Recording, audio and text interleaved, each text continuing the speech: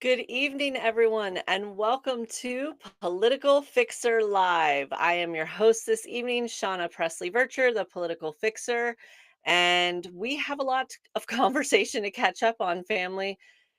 It is hard to believe, but the crazy election night that we shared together, and some of you were on our election night special for the whole ride right along with us. That was only a week ago. Doesn't it feel like a month ago? And I don't think it's just the seasonal depression talking. I don't think it's just the darkness. There is so much happening, and we've got a lot of conversation to have. So, if you are new to Political Fixer Live, let me share with you how it works. We select different topics and headlines. Some of it is stuff that we feel like is the top stuff that we really need to dive into a little bit deeper. But some of it, a lot of times, are topics that I think aren't getting enough coverage. I think it's time that we spend a little bit more effort getting to unpack some of the stuff that gets buried in the sensational nature of our headlines. And tonight we've definitely got a mixture of both. Let me tell you what to expect for tonight's show.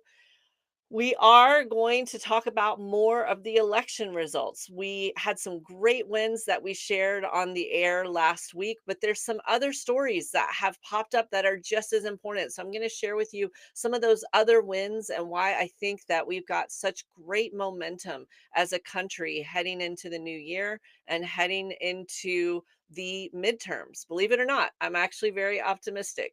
I'm also, to that end, going to share some more positive stories. There's been some more positive news. I know it doesn't get all the coverage of the negative dumpster fire, but there's actually more positive news. We're going to talk a little bit about Veterans Day, but first, I do believe, family, that we need to have the conversation. The conversation about our top headline for tonight on Political Fixer Live. What in the world did the Senate Democrats do in DC? Did they just sell us up the river?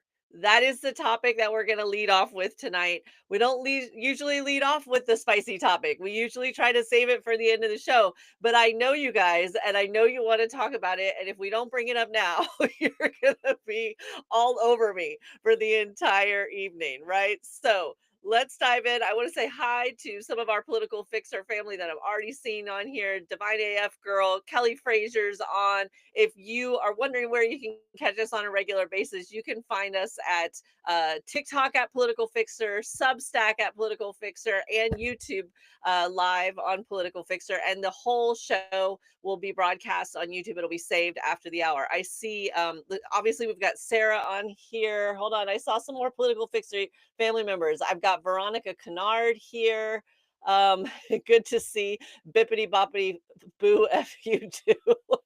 Sash Meister is here. Square Foot Gardening for you. So many different people. All right, so let's dive in.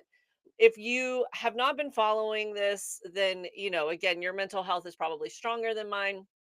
But here is the lowdown of what happened. So obviously, we are in a government shutdown. We are officially in the longest government shutdown in American history. And that is causing a lot of pain and a lot of inconveniences to a number of families across the country, large and small. And we were all starting to feel it. However, why were we in the shutdown ultimately? Because we were told that the Democrats wanted to utilize the shutdown as an opportunity to do three things. Three things, what we were told. Number one, to make sure that the healthcare subsidies were renegotiated so that millions of people didn't end up either with skyrocketing healthcare prices or getting kicked off altogether because they couldn't afford health insurance. That was the first thing we were told. The second thing is we were told that we wanted to rein in some of the almighty king's actions where Congress actually could hold him accountable and hold him to the laws that had already passed Congress. And number three was there's budget money that has been appropriated for different things.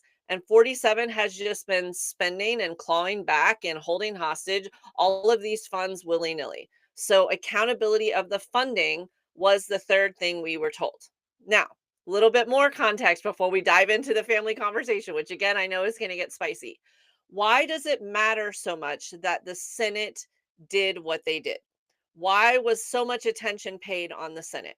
because the way these rules work, you only need a simple majority of, 50.1% in the House vote. But in the Senate, the so-called adults in the room, you have to have 60 out of 100 votes. So it was our largest form of leverage. It was we had the right to negotiate. They needed Democratic votes. So the Senate moving the way that they do is important, some might argue more important than what the House was doing, because that was the leverage. So what happened? Well, what had happened was that apparently 8 Democrats and an independent, Angus King, who normally votes Democratic, got together and decided, you know what, we're going to side with MAGA and we are going to sign on to opening back up the government. What did we get in exchange? A promise to talk about stuff later, and I'm not exaggerating on that. The Senate said, "Oh yeah, we'll take up a vote on healthcare premiums later on." Pinky promise, you absolutely can kick that football, Charlie Brown. This time we will not move it out of your way. And that was about it. And apparently this got through leadership. So, I want to hear from you. Do you think that this was responsible because flights were starting to be canceled, SNAP benefits were being clawed back? There was a lot of people that were hurting without having their government paychecks. Veterans were hurting, right? Square Foot Gardening is picking up my Lucy and Charlie Brown reference, right? Um, so B. Brown brings up a good point, says the whole country was held hostage for those on Obamacare. There are people working without pay. Absolutely true. So this is a valid point that should the country be held hostage for the people who were on the Affordable Care Act? That's a great point. What do you all think, right? Square Foot Gardening says, I don't think it was right. Erin M 2024 says that she believes that doing this sets Republicans up to take the fall later. That right now it might look bad, but if I'm understanding you, Erin, and definitely correct me if I'm wrong, because it forces the vote, then it'll be very clear who's to quote unquote blame on the healthcare later on. Nat Old Yet disagrees, says the Democrats fumble almost every opportunity they were given. Soshmeister says this feels very counterproductive. Kathy McGrath Walcott says, so disappointed with our party right now, right? Um, and Kelly Fraser is speaking out even stronger. Kelly says this is why Schumer must go. Janie says feels like a betrayal. And Marilyn is saying ACA benefits everyone. I want to stick on Marilyn's point for just a second because I think this is an important conversation to have. Because some of you are saying, like, listen, only certain people are on the Affordable Care Act. This is true. But this is about broader than the Affordable Care Act. Let's just go through a few quick examples. Number one, if you start kicking people off of these insurance premiums, everybody's rates are eventually going to change. The pools, as they call them, change. The risk pools change. Also, this wasn't just about people on the ACA, this was also about people receiving Medicaid. So that's another large group of people who are likely going to be impacted either by having their benefits cut or fewer people receiving benefits. Now, what does that do to someone who's on neither of those things, right? Well, if you have less dollars, and I mean like billions and billions of less dollars going into this health economy, people still get sick. That's the thing. We haven't really figured that out as a country, that like there's no amount of money that can prevent us from getting sick. You're just going to end up charging us for being sick. But I digress. So, what happens without those dollars? Then people, when they get sick, are still going to go to the emergency room when they need to, which means that hospital prices rise for everyone. That's an optimistic scenario. In some cases, hospitals close because they're depending on those dollars. Their customer base is largely ACA, Affordable Care Act, or Medicaid recipients. It wasn't just hospitals. Senior centers are set to close. Birthing centers are expected to close, right? So this is a larger problem than just these people that get covered this way. We're all a lot more interconnected than we would like to sometimes believe. So, um, Square Foot Gardening says it's called adverse selection spiral. I feel like we could do an entire thing on on the pooling there, square foot gardening. Bibbity Boppity Boo says the only answer is Medicare for all, and that is another great point to bring up. Could this become a catalyst to more meaningful healthcare reform? I mean, the Republicans are now saying that they are discussing. 47 says he wants to get rid of insurance companies and just send us all checks. I don't know how that works exactly. They haven't really produced a plan.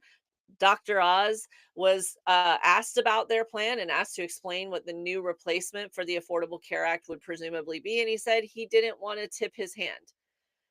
You're not a magician, dude. You're not sharing a trick about how the rabbit got out of the hat. We want to know what the healthcare plan would be so we can have important conversations just like this about how we can, not die. So will this be something that starts a broader conversation about the healthcare industry reform overall? Aaron M says they have no plan. I think you're right, Aaron. Catherine, welcome. Good evening, right? So Dr. Keisha Davis, MD, wants me to make sure to point out to all of you that Dr. Oz is not representative of the physician pool. And I say, Dr. Keisha, that is fair. Totally fair. Yeah. Willow agrees that Republicans do not have a health care plan at all. They don't even have concepts of a plan. Never had a plan. So yeah, like this is a conversation that has like three tracks to it. And I'm really glad that you all are joining with me. Thank you, by the way, for those of you just joining us on Political Fixer Live. We started out our family conversation tonight, just having, the debate. What are we doing as a party right now? And was it genius or was it the biggest fumble of the season? We don't know. So that's what the debate is. Feel free to weigh in. So the three kind of topics that this is kind of branching off into is strategy, right? Like, was this a smart strategy? That's the most simple argument to have, even though it's impossible to know the answer right now. We won't know how this plays out until, possibly months down the road.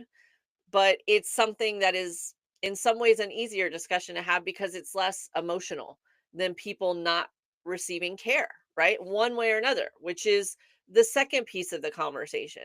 When people are hurting, when they're missing paychecks, when our safety in the sky is being compromised, when people are not going to get their benefits to get food, when veterans are standing in hunger lines, right?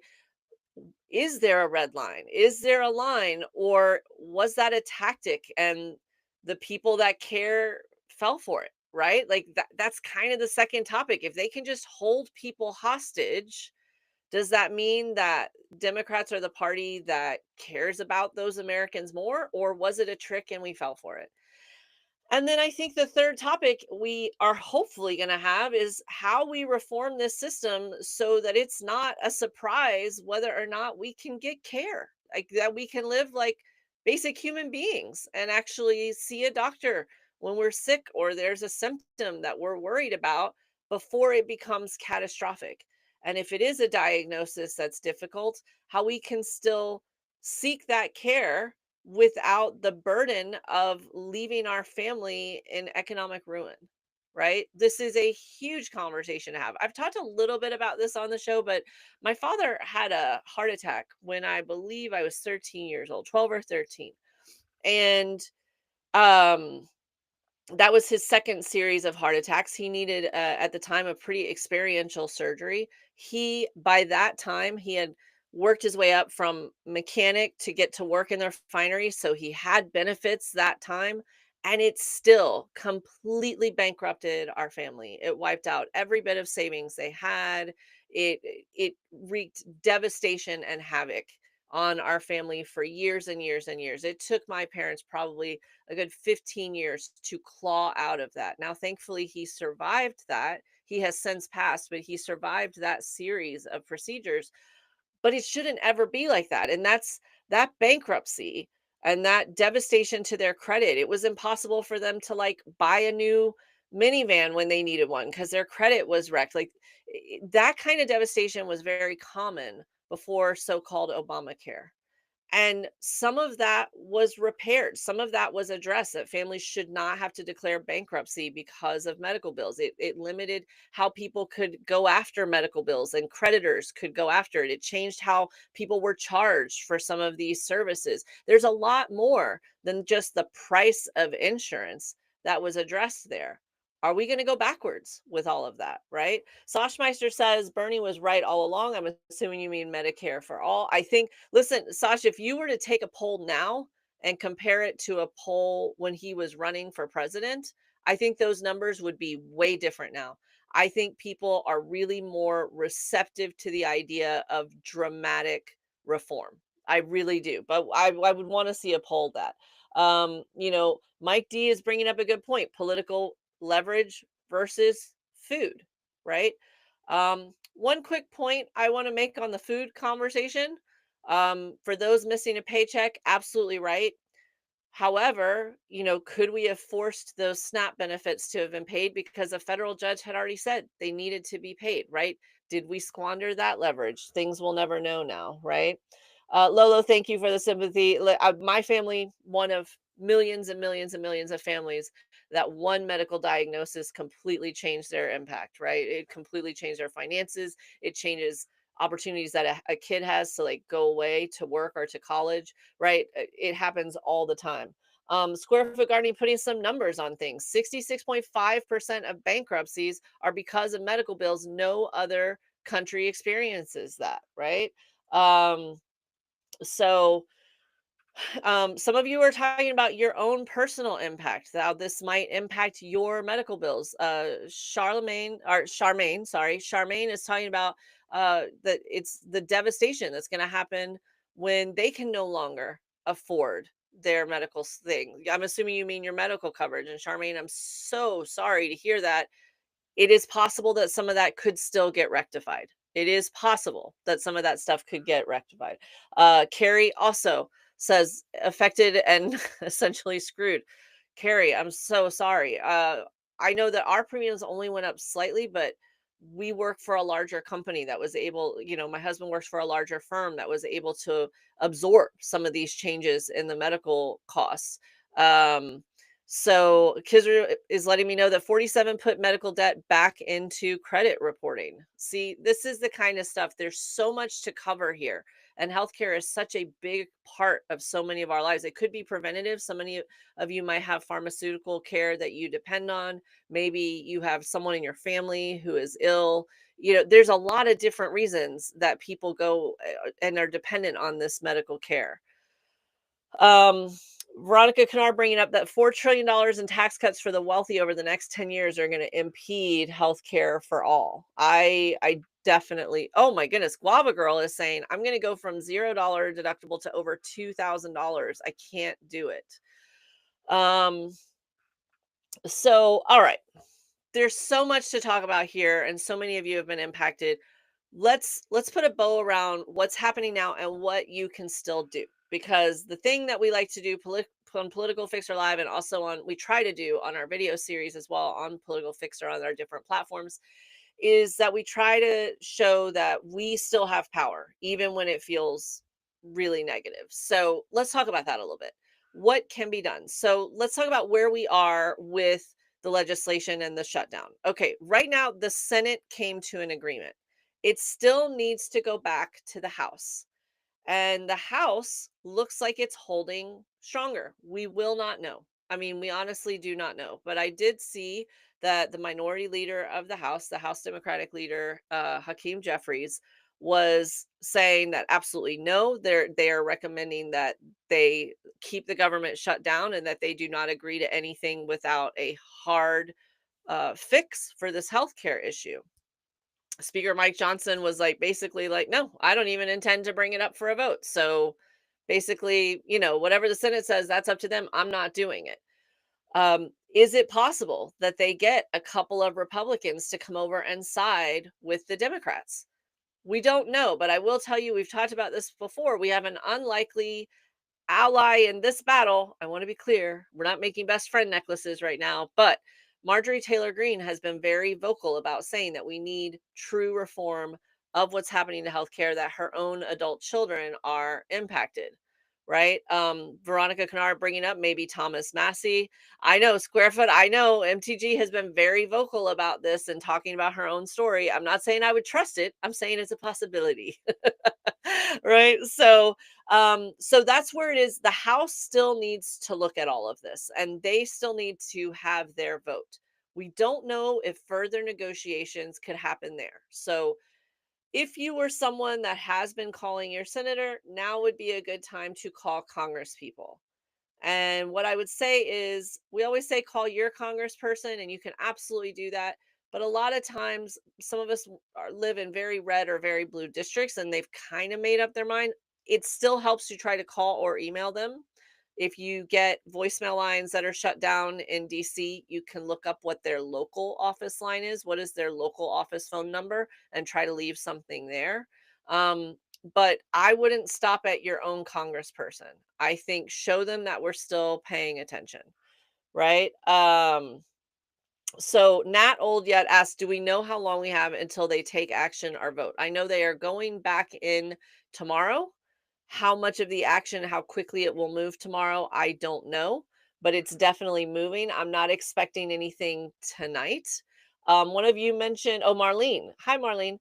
Mentioned the 5 calls app, that it lets you call multiple people at once. And okay, so Valerie is bringing up the fact that MTG is leaning left is because she's directly affected. That lack of empathy is wild. I also saw the video from AOC saying that she's trying to set up some sort of other office run. So I think that's it. Now, listen, I work in politics. I work as a strategist, and I am often negotiating behind closed doors to get legislation through. And so learning people's motives very quickly is part of my job. And again, it doesn't mean we have to be besties, but if I can get you on my side for this vote, that's all I need. That's all I need. As long as I can count on you for this vote, and then tomorrow's fight is tomorrow's fight. So I will take a vote now and then deal with her later, right? Again, I'm not saying that we anoint her, that we start like making her a Democrat, and not that I think she would want that. I'm saying sometimes you got to negotiate one vote at a time when it's a critical vote. So I've often been across the table as like a nemesis with people on one vote, and then we're having another vote on something, and we're on the same side as allies. And right now, the vote is so razor thin that sometimes you take the vote that you need to take. The key, however, is not to compromise your values while you're doing that, or promise away something that is not appropriate to give. That is the key. Negotiation and coming out where both sides can say that they feel like they won for the sake of the media. Fine. If I get my legislation passed, I'm happy with that. But not where you, again, sell folks down the river, right?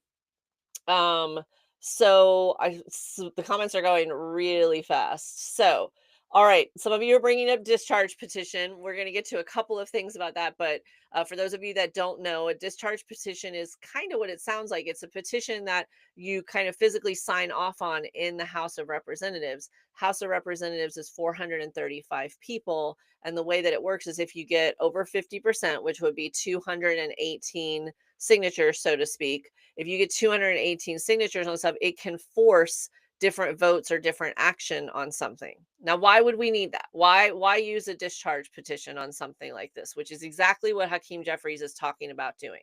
Because a lot of times when you're not the party in power, that means you don't have the people in positions on like the committees and in positions of power to even get certain things heard, and it can just get buried, and it never sees the light of day. It never makes it out of committee. It never comes up for a vote. You've probably heard some of those phrases. But if you have a discharge petition, it can kind of force the hand of the House. And so if 218 people sign on or more, it can force some action. And that is exactly one of the tools that Jeffries is looking at to see, do they have 218 signatures or people that would say we want to actually reform the medical issue before the government is back open. We're about to see that. Now, speaking of discharge petition, if there is one kind of ray of immediate sunshine to everything that's going on right now, it is that in order for any of this to happen, for the House to vote or debate a vote to open back up, they have to show up. They have to actually come to DC. And so, what does that mean? It means the day of Mike Johnson hiding from the Congresswoman-elect Grijalva from Arizona, who won in her special election.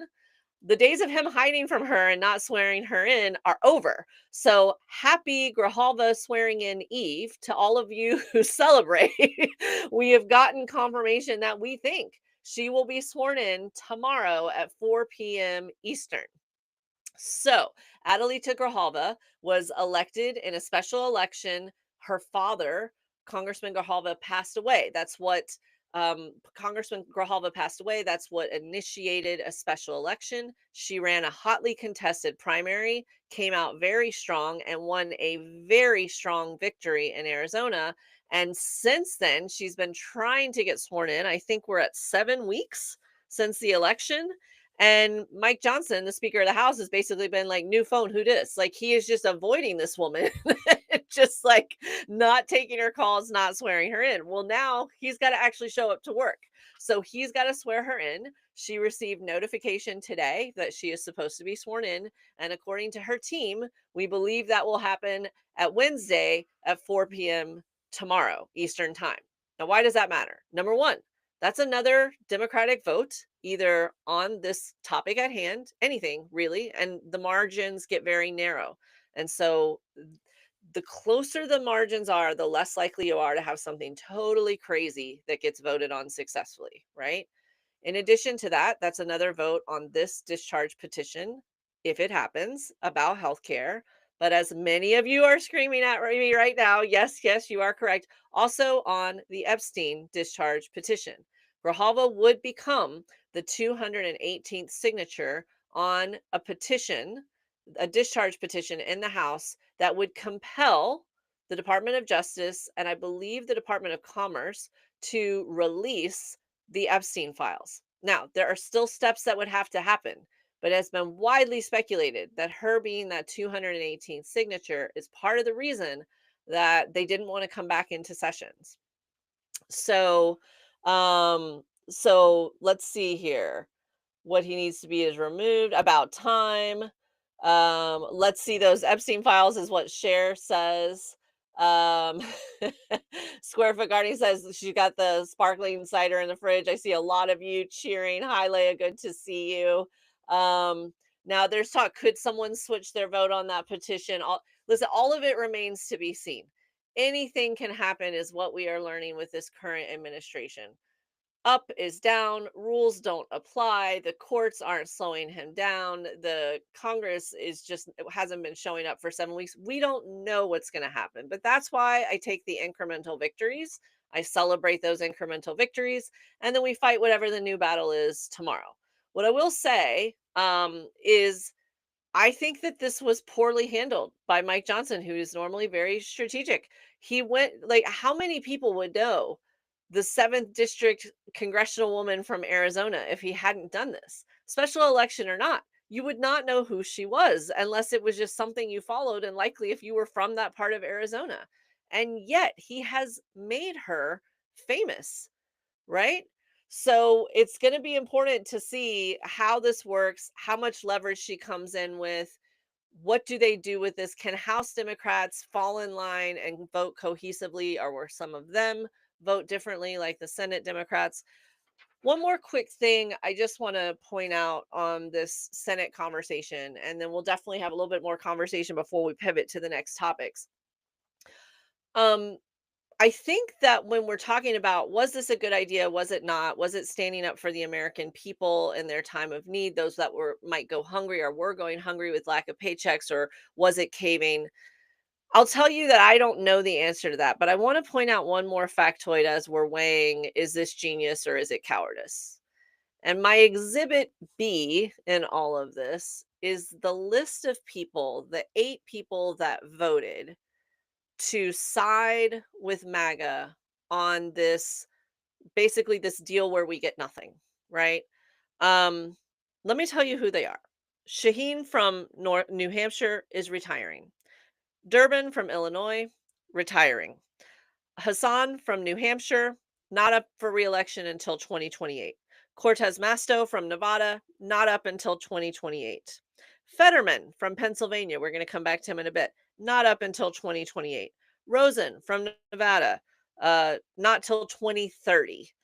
Angus King from Maine, though he's an independent, not up until 2030. Tim Kaine from Virginia, not up until 2030. So you've got Virginia, Nevada, Pennsylvania, Maine, New Hampshire, Illinois. How weird, how coincidental that all 8 of these people happen to agree from very geographically different states, very politically different makeups as far as Democrats versus Republicans.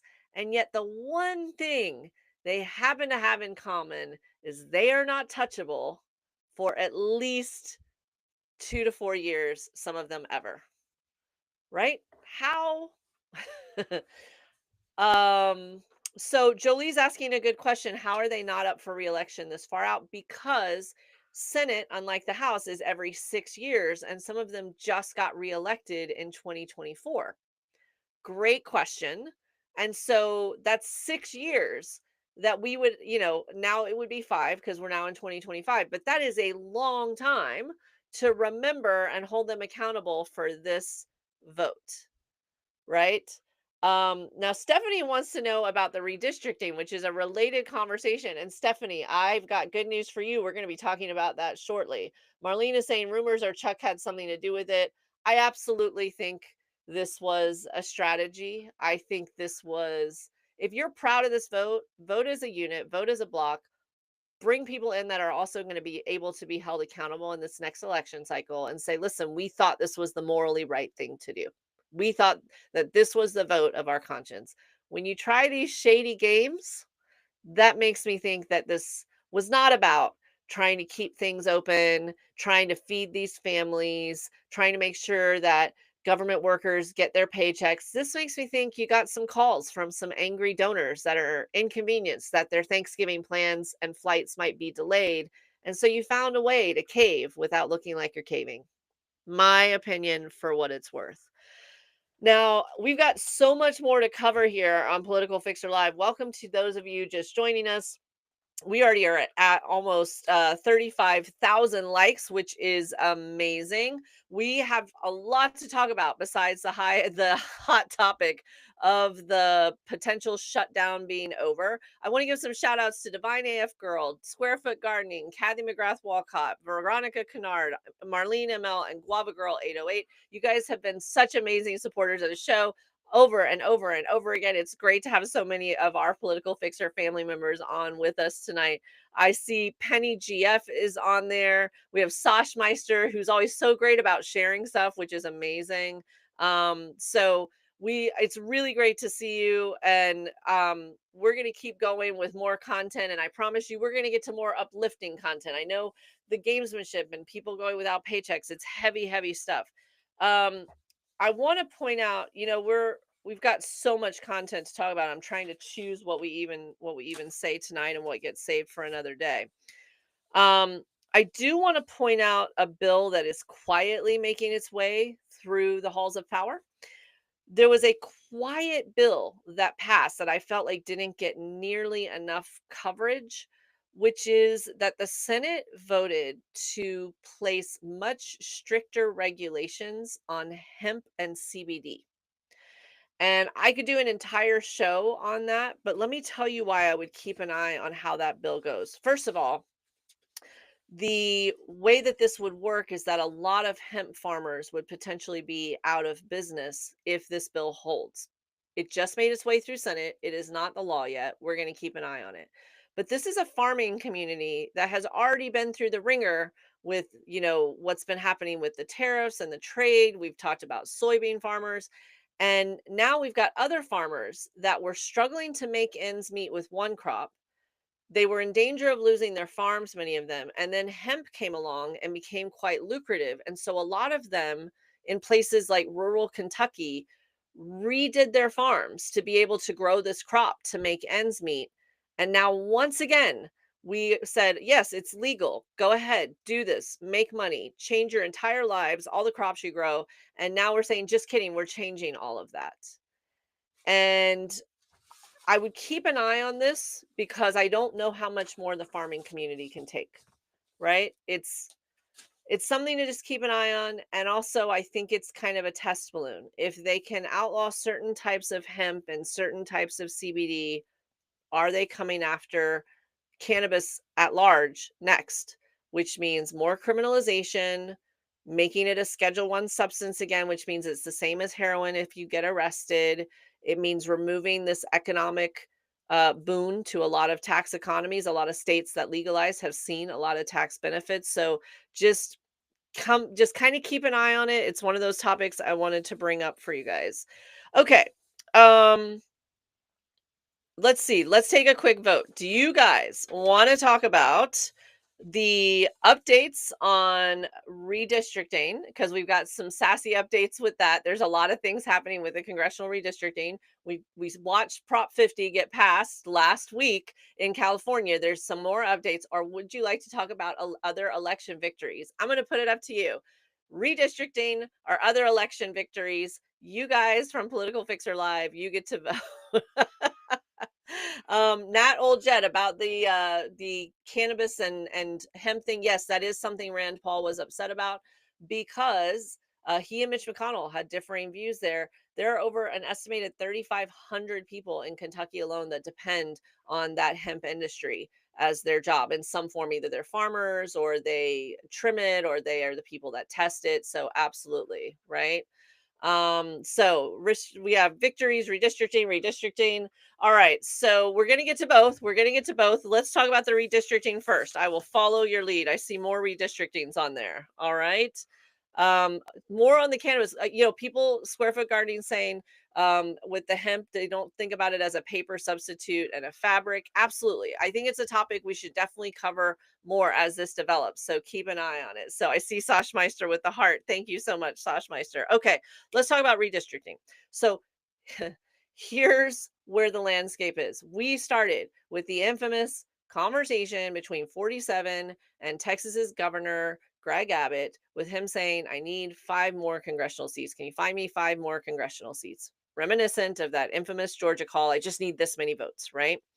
So Texas did their session that was like an emergency session. Some of the Democrats fled the state. It was very dramatic.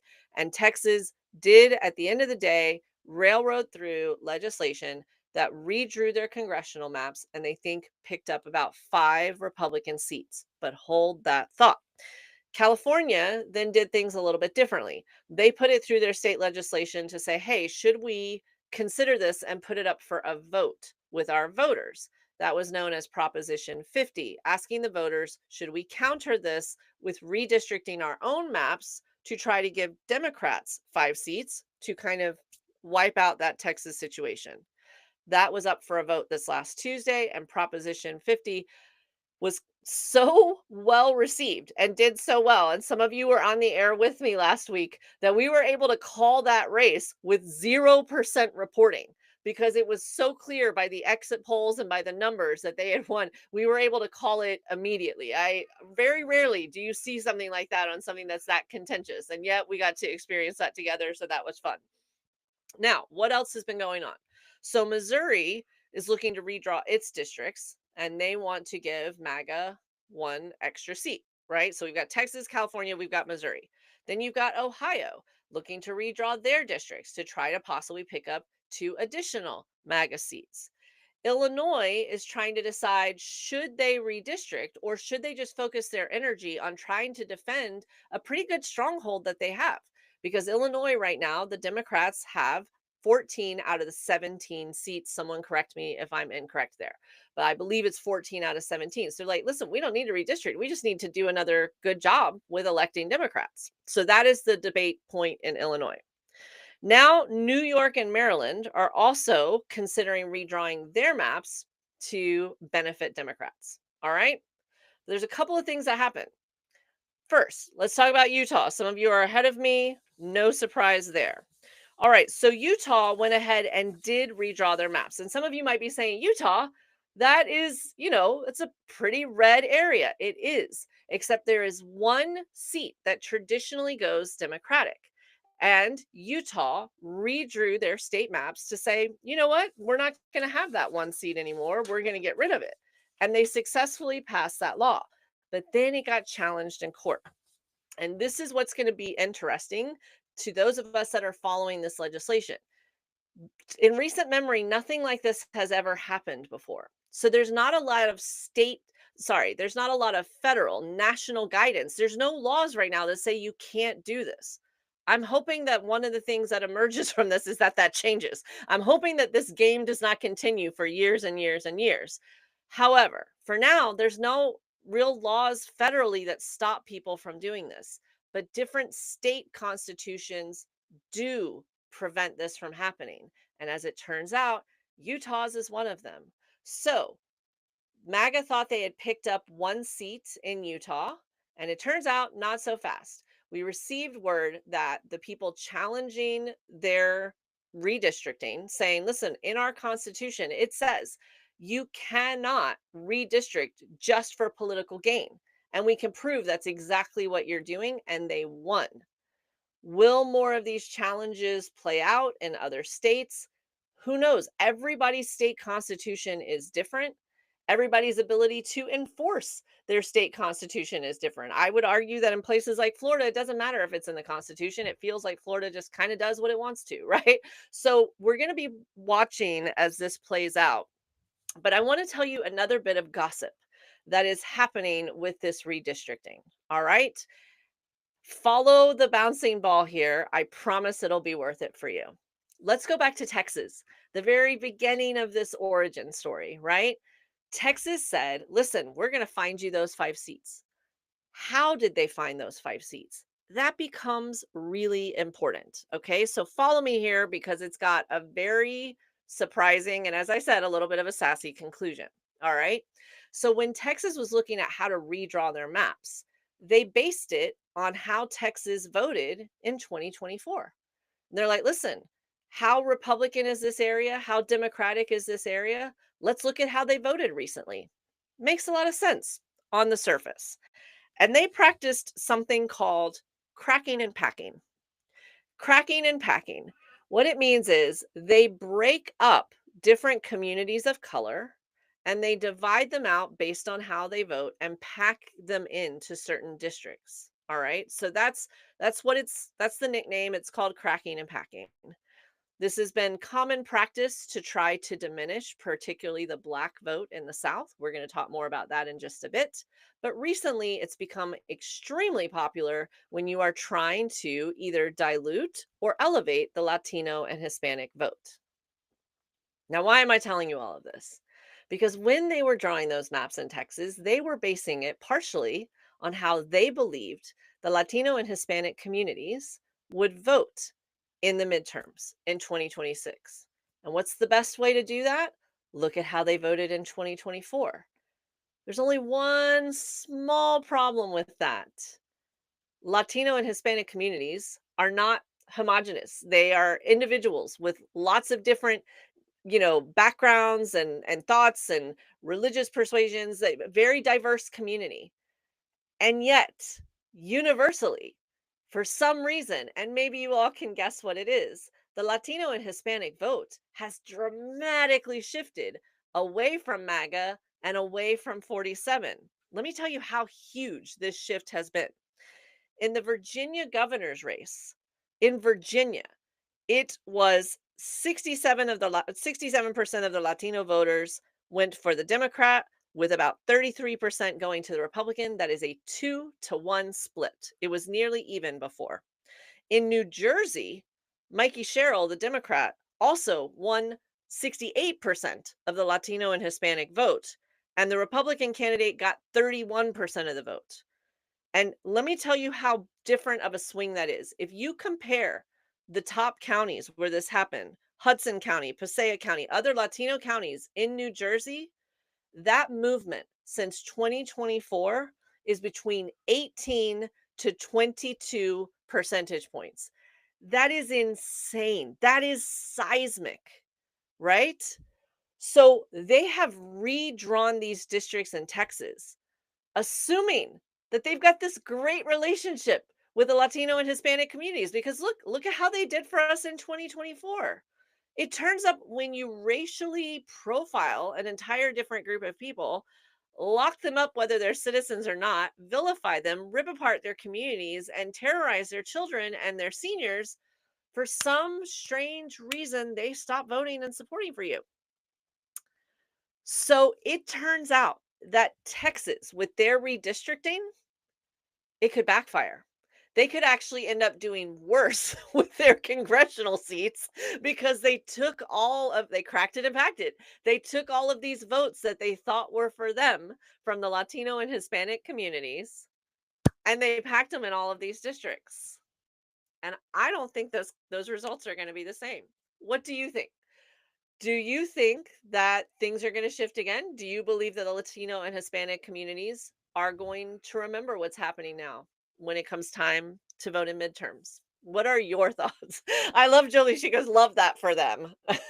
Sasha, praise be the maggots. They also cracked some of their safe seats. Stephanie is correct on that. Nana in Arizona says hopeful. Um, and so Neff says, so smart. Okay, I want to be clear. I researched this and got the numbers, but J Robot was the one that pointed out that I should look into this. So give J Robot credit here. This was his point that I went and researched. Um, so Kizra says maybe Texas R's will lose some seats, right? Gracie is being facetious with me. Are they going to remember their families being traumatized? Yes, I agree, Gracie. Like, absolutely. I do think they're going to remember, right? So, um, yeah, I think that this is going to be interesting to see. I think, keep in mind that nothing is final until the vote happens. And we talk a lot about why we do this program. Why are we here on a Tuesday night talking to all of you? Why are all of you here? Because we believe that things can change. And one of the ways they can change is that voters, a lot of them are persuadable. We've all seen clips on the Daily Show and other programs that show a very unique group of people that is in no way persuadable. And nothing will you ever say, science, fact, it will not matter, right? There's that group. They're not going to budge. But there is a large group of voters that are still persuadable. And by educating people and hopefully empowering you guys with facts and encouragement and, some whatever you need that we can help provide, we can work together and persuade these voters to A, vote at all, and B, start voting in their own self-interest, right? So, so Kelly also is sending a way to go, J Robot. So listen, we all know that there's stubborn people that are not going to change their mind. They're dug in. This is part of their persona now. We get that. But there's a large number of people that's not the case. And I think we all saw that on Tuesday. Tuesday was not just a win. Tuesday was a sweep, coast to coast, literally. Virginia, Democrats, new governor, first woman governor in Virginia's history. New Jersey, Mikey Sherrill outperformed almost every poll and completely shut down her MAGA opponent, Jack Ciattarelli. We saw that Mamdani shut down all of the naysayers and carried his New York City mayor's race by nearly 10 points. And that was not a Republican versus Democrat. This was more like new guy versus the establishment, right? And more progressive ideals versus no, we absolutely can't change, right? And so that was an interesting dynamic. Obviously, California and its Prop 50, Pennsylvania, I believe, protected their Supreme Court seats. Let's talk about a few more victories that I think you guys would be excited about. See, I promised you we weren't going to be negative for too long. We're going to keep this a pretty positive show. So let's talk about three races that I think are really important that I hope that you guys heard about. But if not, then have I got a fun surprise for you? Okay, let's talk about Georgia. Georgia had two public service commission seats that became a central point of focus for their voters. Now, why were they a central point of focus? A couple of reasons. Number one, it was the only statewide races on the ballot. Because it's an off year and they weren't voting for anything like governor or what have you, it was the only statewide seats. But even so, normally a commission seat doesn't get that much attention. But like many of us, their electricity bills are starting to rise in Georgia. And so this Public Service Commission is partially in charge of regulating those rate hikes. In addition to that, this is sowing the seeds of organizing labor. I got to say, primarily by Black women in Georgia, though it has grown, those efforts have grown. But people like Stacey Abrams, people that ran Black Packer, continue to do that outreach into the communities. These are people that have been organizing in Georgia that did not give up once they lost. And we are seeing some of that organizing effort start to pay off now. And so, with that, not only did these seats not go under the radar and go unnoticed, but these two commission seats in Georgia flipped to Democrats statewide. And this is to put this into context, no Democrat has won a statewide office that's not a US Senate seat since 2006, almost 20 years. It hurts me to say that 2006, by the way, is almost 20 years. That just feels wrong. Just is that only me? I don't know. But it just anyway, so that was almost 20 years ago that they won this race. And I was speaking to a friend who lives in Atlanta, and she would say, "Oh yeah, I was voting. I was calling friends to vote. I was telling my kids to vote." Like families in Georgia were having conversations, making sure that whatever power they had for whatever was on the ballot, they were going to send a message, right? So if you haven't heard about Georgia, definitely take a look at it. An inspiring story about organizing. And this could mean a lot for all of us because John Ossoff, one of the senators, Democratic senators from Georgia, it's John Ossoff and Reverend Warnock. John Ossoff is up for reelection in the Senate in 2026. And with this type of organizing, this gives me a lot of hope that we can maintain that very tough Senate seat. So, Georgia is one of our positive election stories that flew under the radar. Bucks County, Pennsylvania. I know, but bear with me here. All right, Bucks County, Pennsylvania is a purple county. Kamala Harris won it by around 4 points, but it also has a lot of local Republican officials. And one of those Republican officials was a sheriff in Bucks County, Pennsylvania. He was an incumbent. His name is Sheriff Fred Herron, and he signed a contract partnering with ICE in these detentions. And that became a bone of contention for a number of other people in Bucks County, Pennsylvania, including his opponent, Democrat Danny Keisler. And he ran on this ICE issue in a purple area. This is not progressive, blue, Mamdani, New York City. This is a purple area that was up for grabs in Pennsylvania. And he ran on curtailing the power of ICE, on not partnering with them, and he won by 11 points. He outperformed Kamala Harris, who had a bazillion-dollar budget, by 7 points, running on ICE. Right? This is a topic that we have been told Democrats shouldn't touch it. It's too divisive. Only talk about kitchen table issues.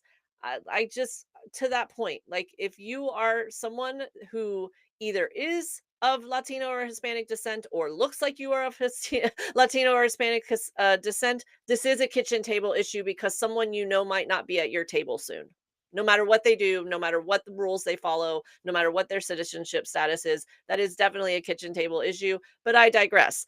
This person ignored all of the polling, all of the conventional logic that says stay away from the controversial topics, and beat a Republican sheriff in the middle of Pennsylvania by 11 points, right? So definitely take a look at the mayor's race, the sheriff's race in Bucks County, Pennsylvania. And here is our third good news voting story for all of you. Welcome to those of you that are joining us on Political Fixer Live. Already up to 62,000 likes. This is amazing. And we are talking about the stories of the day, but also some stories we feel like didn't get enough coverage. We're talking right now about some positive election stories that we feel like didn't get enough news. Before I go on, I want to acknowledge Penny GF, Nev, Divine AF Girl, I want to catch you again, D, Soshmeister, Deputy Dog, Jolie, and Tiger Pug 54. Thank you so much for being so supportive, and all of you that are giving us the likes and the love right now. We really appreciate you. All right, let's talk about Mississippi.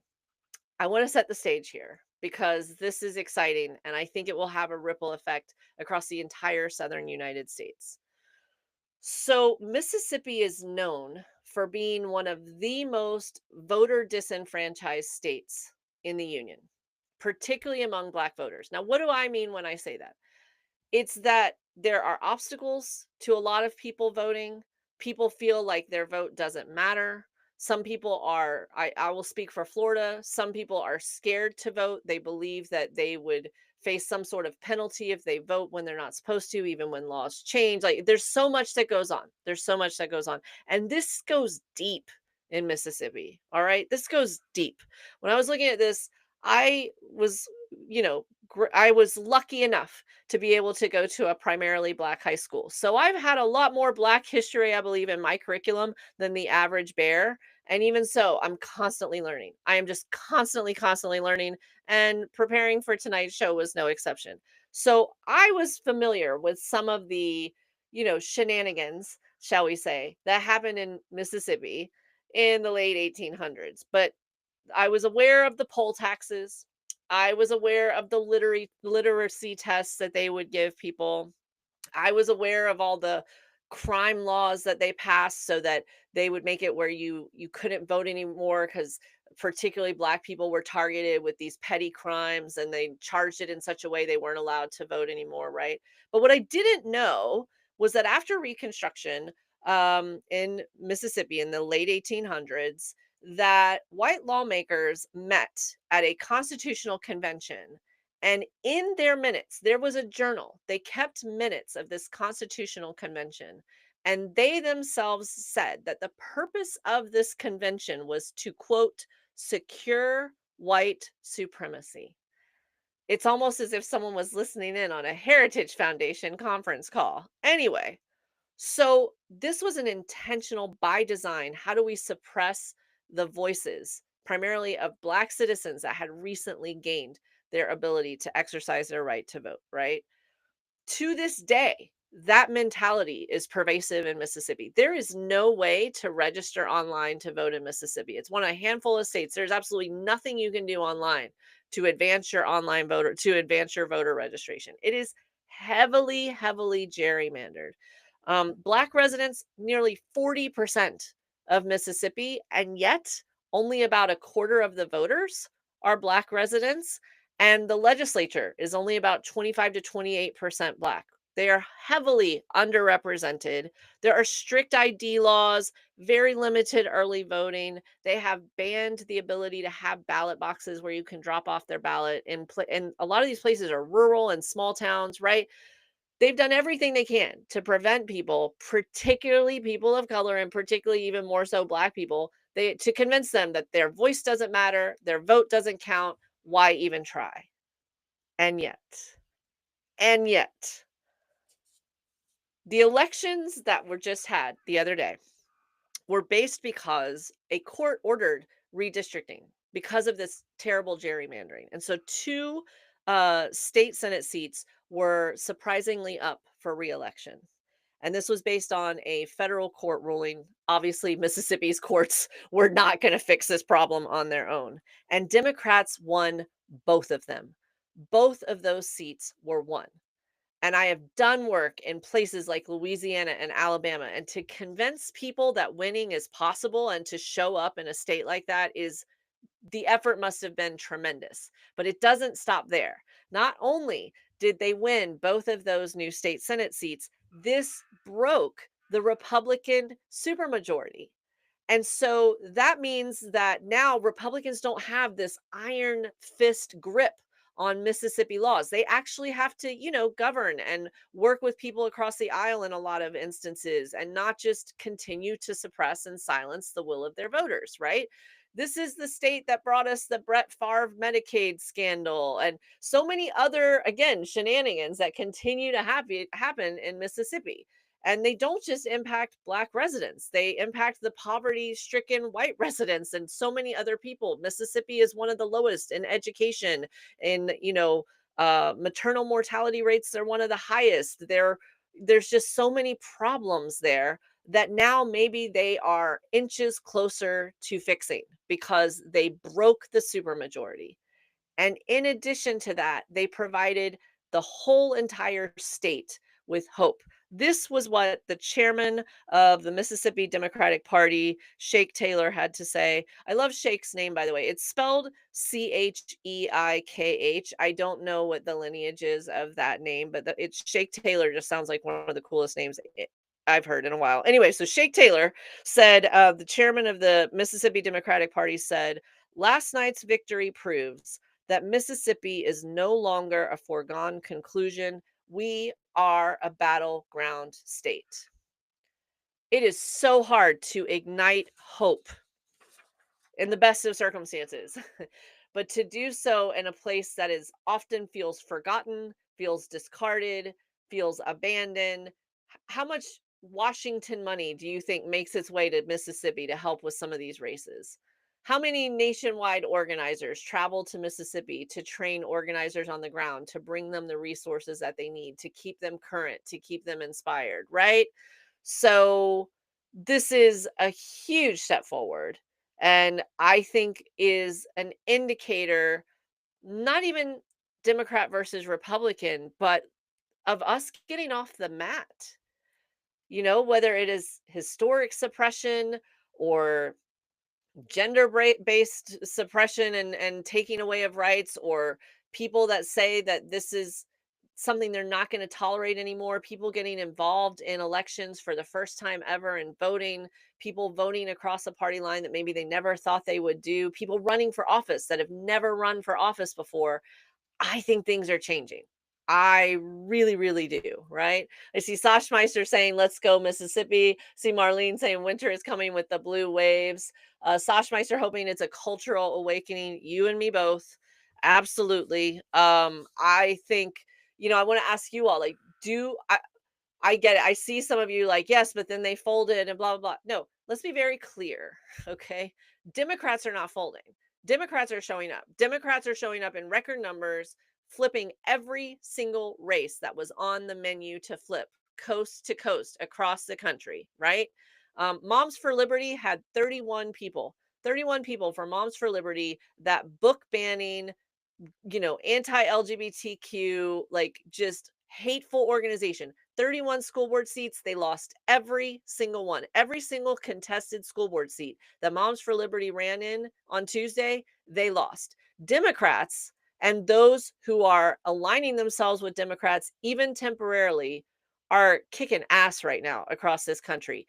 8 privileged people in a seat of power made a decision. They flipped. They turned. Democrats didn't counter. Democrats didn't cower. Democrats did not walk away. Democrats, millions of us, are doing the work, right? So let's separate the privilege of some of our highly elected leaders, that I believe some of them are out of touch with real humans that experience real things day to day, right? And the democratic establishment of the humans that are on the ground, right? The establishment, I'm with you. I could stand outside. I'm looking at David, like 747, I think it was David. I have stood outside and screamed many times because of something the establishment did that drove me up a wall, right? Okay, absolutely. But let's just make a differentiation and not allow this to squash our momentum, right? They can bicker. We can try to hold them accountable. We're going to continue to do so. But while they either do stuff or continue with their nonsense, we're going to continue. We're going to continue the work. We're going to continue, again, school board, sheriff, state seats, congressional seats, on up. we're going to keep putting in the work, right? And supporting each other, right? So I believe that this is just a really good shot in the arm that we needed. And if I could leave you with one message tonight, if I could leave you with one message, and thank you guys so much for joining. We had almost 79,000 likes. And I know some of you are still exhausted from last week's election results and the week and the change in the lightness and the darkness outside. So many of you are dealing with so much real stuff as well, paychecks and families and your healthcare situation. I know you're dealing with real things, but here's what I'll say: there is a certain type of person that thrives on us feeling hopeless and defeated. And you know what? This I think that the senators caved. I don't think this was a good strategy, but I could be proven wrong. I'll go on record and say it. I'm not a fan of what just happened. And at the very least, let's say that they're geniuses and I know nothing and this was the smartest move ever. Could you communicate that with the rest of us? Could you just tell us a little bit about what's going on? Because what it felt like is we had this amazing high of what happened on Tuesday and you just pop, just popped our balloon, right? You just popped it. That's what it feels like. So what I'm hoping from tonight is that this time we spent together as a political fixer family, you felt like that balloon got a little bit more inflated than before we started, right? We talked about some of what's happening and how that fight is not over yet. We've got to continue pushing them, and that maybe, just maybe, this fight will be a catalyst for some really important conversations we need to have about how our government is structured and how are we able to hold people's food hostage. Like, we need to have that conversation at some point. That is sick. That should not be something our government can do. And also, how do we reform healthcare where we're not waiting like it's a game show to see if we win access to treatments and medicines and tests and doctors that we need? So maybe this is a catalyst for that important conversation. We also talked about what's happening with redistricting and how, as craven as some of us believe this fight and this conversation are, and how it is arguably just does not make democracy sustainable at the rate that we're going with the gamesmanship, with the seats and whatever. Okay, yeah, but you know what? Maybe the villains aren't going to win this time. Maybe they overplayed their hand. And maybe by being just horribly cruel and awful to certain people in a targeted way, maybe we're getting ready to actually stand up in a meaningful way up to that cruelty and start eradicating some of these horrible people in power, their positions once and for all. Maybe. I believe that we are seeing daylight there. And to that end, then these races that happened, a lot of work went into these races, and these were not, no one was sitting there on CNN and interviewing the Mississippi Democratic organizers for weeks and weeks and weeks before that race like they were the Mamdani team. And all props to that team. It was a great race. It was an amazing thing to watch. But this is thankless work in these deep parts of the country. It is thankless work. So to see someone have that pay off is just amazing. I think that's a Cinderella story, right? So I see people talking about, the continued hope. The goodness of my neighbors is what Meister is talking about, right? Do you guys feel a little bit more hopeful? Do you feel, hopefully we helped a little bit. I mean overall, like since Tuesday, did Tuesday spark something in you to where you're like, "Oh wait, maybe we'll climb out of this," right? Maybe we will claw our way through this, pile of garbage right now and actually emerge with, some part of our democracy intact. Do you feel hopeful, or, are you still feeling down? Because I got to tell you, if you're still feeling down, this is a great group of people to have a conversation with. Our political fixer community is extremely supportive, and you'll find that you have around 10 to 12,000 friends on any given evening. So, all right, let's see. We have Meister talking about hope. We have some hearts from Dr. Keisha, who wants us again to remember that Dr. Oz not exactly the best that that profession has to offer. Marlene says this live is like a balm for the soul. Marlene, it's so great to have you as always, and I'm glad that we're able to put a little bit of a spark in everybody's kind of furnace there and keep you all warm and hopeful. Um, So Denise68 is asking, what do we do to stay intact with what's going on? What if they take over TikTok? And Denise, I think that's a really great point. Let me tell you some of the stuff we're doing that I recommend that you consider. The first thing is we are simulcasting on YouTube and Substack. We're going to build up more of those live platforms and give people a chance to find us there. For us, we went through and changed all of our handle names. I think we've got all of them, but we're double checking over the next couple weeks. We got a little bit buried with the work that we were doing on all these elections, but to make sure everything's consistent and to make sure that you guys can find us. You can also find us on politicalfixer.com. And so for us, we want to make sure you can always reach out, and we are expanding our broadcasts on these different platforms. Even though TikTok has long been our largest platform, we're definitely expanding there. As far as us connecting to each other, one of the things that we're working on is a network where you all can connect on our site and list your handles, your blogs, where are you right now? You can share as little or as much as you want. What we're going to do with that, and we'll be talking about this more over the next few weeks. We're in development right now on this. We brought this up several months ago when we thought TikTok was going dark, and we've been quietly developing this for a while. But we actually are going to ask everyone to take a values pledge and make sure that they are not, anti woman, that they're not misogynistic, racist, ableist, all these things. We're going to make sure that people take a values pledge before they get on our platform. And then from there, you can share whatever information you would like about your social handles, your website, or your blog.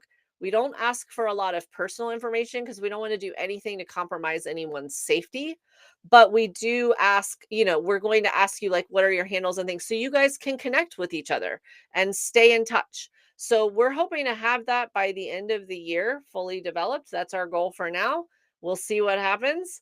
But that's something that we're working on to stay connected. So I think that's a really great question. It's something that keeps me up at night because you all are important to me. I know I haven't gotten to meet all of you, but I feel like I know many of you, and we don't want for this community to disappear. And we also want to make sure the work that you all are doing, the content you're creating, that we try to amplify and continue to support that as much as possible. Some people go to Blue Sky, some of you are in Discord. So you're right, you've all got different things, your platforms of choice. We're trying to come up with a way to unify that so you can all connect to each other. In my day, we would have called it kind of like a phone book. That just kind of dates me, where you could like look and see, oh, that's how I reached that person. We're trying to kind of bring that concept back, but with our socials. So we're working on on that right now. Ellie33, I always feel better after I listen to you. Ellie, I always feel better after hanging out with you guys, right? So love that. I see lots of donuts, I see coffee. Um I also see that I have a crown and that we have over 91,000 likes. What a great way to try to end the show. I want to give you one other quick thing to take away. We did our message of hope. It is Veterans Day, and so I know we're running a little bit late here, but I just want to quickly spend just a couple more minutes acknowledging Veterans Day. In particular, I want to talk about two veterans that are very important to me. Give me just 2 minutes to talk about this, and then I want to hear from you all about your favorite veterans or any of you who are veterans. So I would be remiss if we ended the show and did not acknowledge our amazing men and women in uniform and the beautiful families who also serve by protecting and preserving the family units while the men and women serve sometimes overseas or in distant places. So the two veterans I want to acknowledge right now. I want to first take us back to World War II. In the jungles of Burma. There was at the time a secret mission that had approximately 3,000 volunteers. These volunteers were people from all over the United States, and they were sent behind enemy lines with a couple of things in mind. Number one, to disrupt the supply lines, and also to help open a route for allies so they could move their own equipment in. Again, this was in Burma. This was very harsh terrain. And I know that many of us have not studied World War II, but if you ever do get a chance, it's a very graphic series, but very well done. The Pacific was brilliant about some of the conditions of World War II. We often think about Europe, we don't often think about the Pacific, I think, not often enough. So, because of the conditions of this, a lot of the supplies that they had were carried on mules. They were carried on the backs of the men who were serving in this particular unit.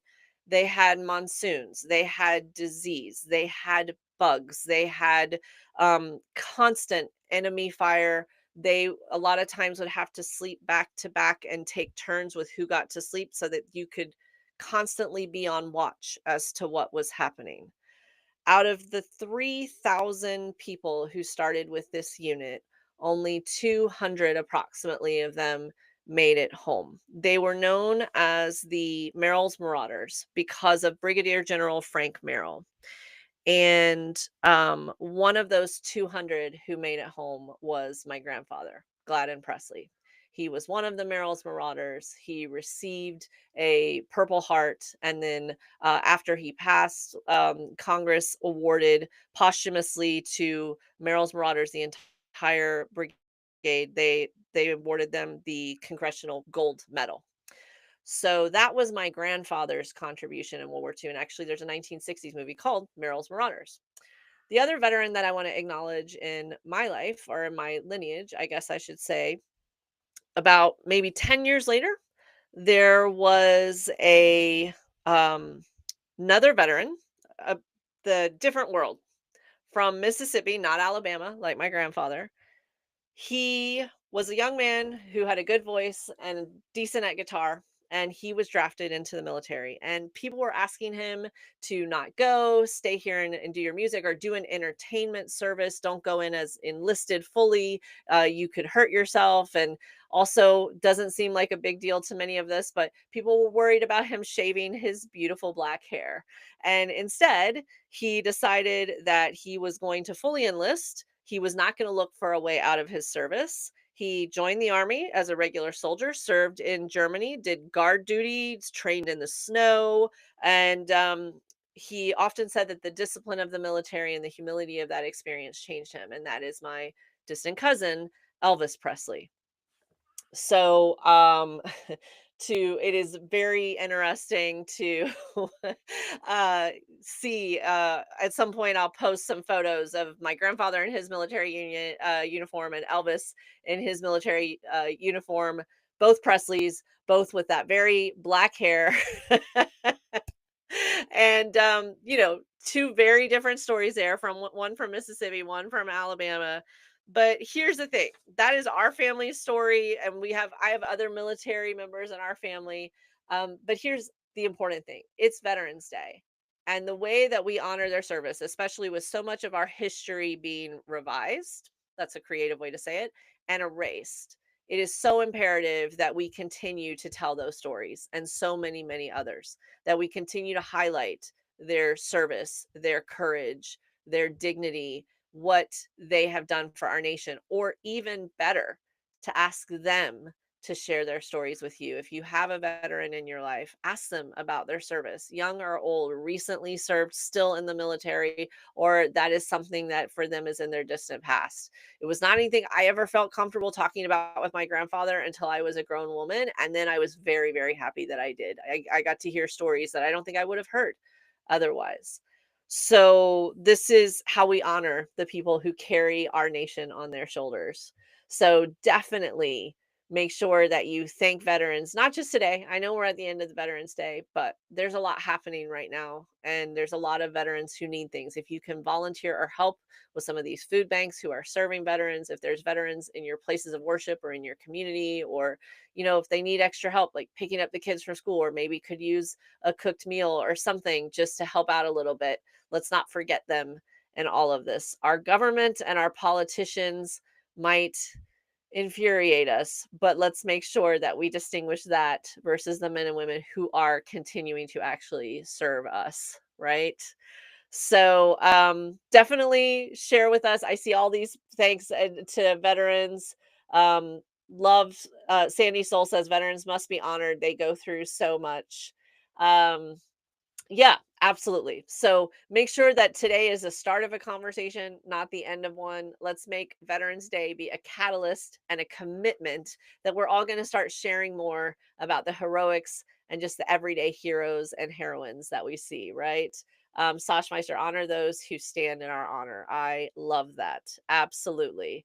All right. Couldn't let the evening go without some fun there and sharing. Like, I love sharing positive stories, right? So, um, hopefully that uplifted you. If any of you serve, please let us know. We want to acknowledge you. And if we didn't catch you tonight, it's not a one-time offer. Please make sure that we continue to recognize the service that you give. I'll just tell you, I've hired veterans. They are some of the best employees you will ever have. They are punctual, they are polite, they follow whatever instructions are provided. They work super hard. Like, if you are a business owner and you're in a position to hire right now, please consider hiring veterans as well. Just another little shout out for veterans, right?